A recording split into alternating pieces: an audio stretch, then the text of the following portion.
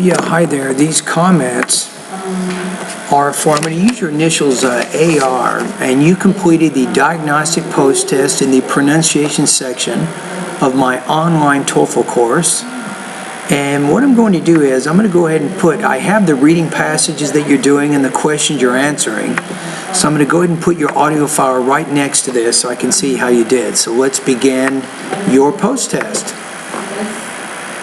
Part A. Now, when you say Part A, not Bart A, but Part A. So you want to make sure that you're producing the P with more air. This is a bilabial consonant, which means you got to force more air out of the vocal tract when you produce this sound. When two people are talking to each other, they tend to stand a specific distance apart. You say the word talk, talking to each other. Each person has an invisible boundary around his or her body into which other people may not come. Okay, so you're doing maybe too many pauses. You need to be careful you're not pausing after 2 or 3 words, but usually after 4 or 5 stress words. That's typically going to give you a little bit better pacing. If someone crosses this boundary, she or he will feel uncomfortable and move away to increase the distance between them. Okay. The major exception is family members and other loved ones. This personal distance is not due to body odor or bad breath, but because closeness lends a sense of intimacy. You want to say lends a sense of intimacy there, so that's a blending issue. So when you put words into thought groups, you want to blend the words within the thought group together. So if I read that, I might say, the major exception is family members and other loved ones. This personal distance is not due to body odor or bad breath, but because closeness lends a sense of intimacy that is at odds with the relationship to the other individual. So as you're pausing, as you're speaking and trying to be fluent, you want to make sure that those thought groups, you can blend those words together. It's at odds with the relationship to the other individual. Interestingly, the average personal distance varies from culture to culture. Okay. Americans tend to require more personal space than in other cultures. Now, good job on that P there. So when you see the word with the P, like you did produce that sound with enough air and it sounded natural. Therefore, if you try to... I would say that not therefore, but just therefore. You can put stress on the first syllable even. Therefore... Get too close to an American during your conversation, he or she will feel that you are in his face and will try to back away. Okay. Try to be aware of this, so if the person to whom you are speaking backs away a little, don't try to close the gap. Okay. Also, try to avoid physical contact while you are speaking, since this may also lead to discomfort. Touching is a bit too intimate for casual acquaintances. So don't put your arm around his or her shoulder. Don't touch his or her face or hold his or her hand. Shaking hands when you initially meet or part is acceptable, but this is only momentary.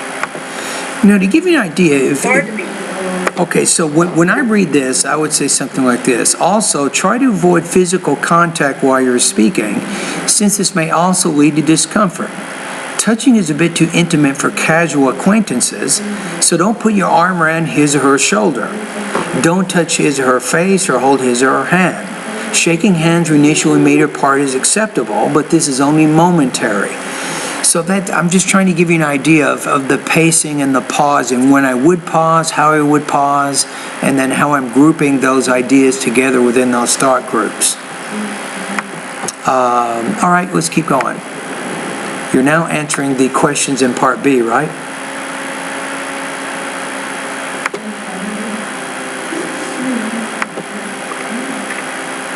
Who is your best friend? Among many people who are close to me, Anna is my best friend. First of all, she's reliable. She has never disappointed me. I can count on her whenever I have a life difficulty, even if I have to call her in the middle of the night. You said, even if I have a live difficulty, I would probably say even if I have an actual difficulty or a real difficulty in my life, I'd probably say it that way as opposed to the word that you used. Secondly, she has a great sense of humor, and also she is full of positive energy.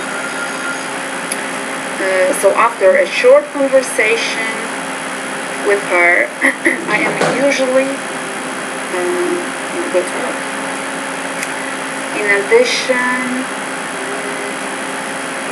our views about life are similar. However, we dispute very often, but we treat it as an intellectual game. You say we dispute each other, but I would say even though we dispute often, we still treat each other respectfully. You might say it like that. So sometimes when you're speaking, and this is not really a pronunciation issue, it's more of a language use issue, so sometimes your grammar is a little bit basic. So you should consider using complex sentences a little bit more than what you're doing. That means incorporating adjective, adverb, and noun clauses into your speaking.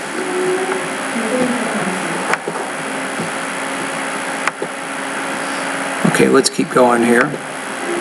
Sometimes I have stronger arguments, sometimes she has. In conclusion, Anna is my best friend because I can trust her. I feel wonderfully in her company, and I can discuss many subjects with her. You said, I feel wonderfully in her company. I would actually use an adjective there. You have to look at feel as a linking verb, even though it's not the verb be, but it's acting as a linking verb. So I would say, I feel wonderful in her presence is probably a little bit more accurate to say than I feel wonderfully in her presence. So I would use an adjective there, not an adverb. So we don't agree. Okay, number 2. Where do you see yourself 5 years from now? Okay, here we go with number 2.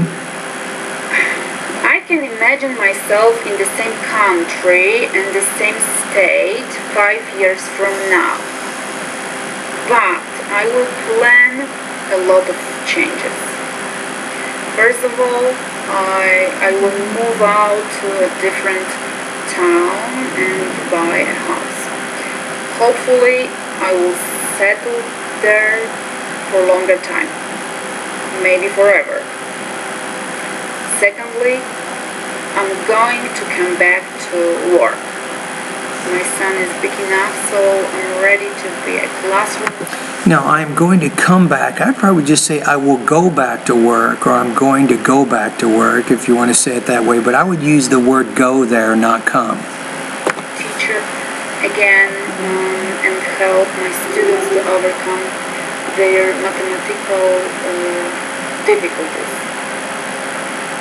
Finally, I hope I will find a little extra time for my hobby, which is furniture renovation. Good hobby. That'll keep you busy. Everything looks like a big challenge, but I believe this is doable. Okay, number 3. What is your favorite season of the year? My favorite season of the year is always fall. I love this season because of many reasons. First of all, this is a beautiful, rich, colorful, and fragrant time. Before all leaves will fall down, I I can admire their dozens of color hues. This is the best time for... You use the word colors, pronounce it like colors. You're using it more like a stress schwa sound. Everyday walk. I love this weather. Of course, fall is much more spectacular on the north of the country than on the south, because of... I'll say then in the south, not on the south. Specific type of trees and plants and temperature. In addition, fall is a relief time, so we can rest from hot weather. However, it's time of intensive work in our gardens and orchards. We have to remove and clean old and dry plants, leaves, prepare everything for winter and next spring. Okay. And finally, I love fall because it is the harvest time. Healthy and homemade food is very important to me. Okay, so I have a pretty good sense of your speaking here. So let's go to the... I have what's called a pronunciation scale that I use, and I'm going to try to figure out where you are on this scale. So for the most part, I can understand pretty much everything that you're saying, so that's good. Okay, let's take a look at it here. Let's see what we have. Okay, high beginner would be 1.1, and a near native speaker is 7. So from a pronunciation standpoint, you're in pretty good shape.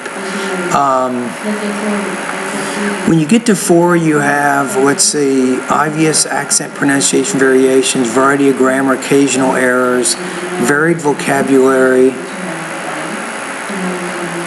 I'm going to put you in the high 4 area on this, so I'm going to put you at about 4.9 out of 7. So there's some minor, what I call language use issues sometimes in your speech, and so that's something that is more of a vocabulary issue. You just have to get a little more comfortable with using the vocabulary in English. For example, I might say to my mom, I'm coming to Georgia.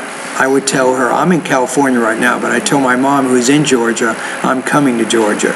Now, if I told one of my friends, I might say, well, I'm going to Georgia to visit my mother because they also live in California.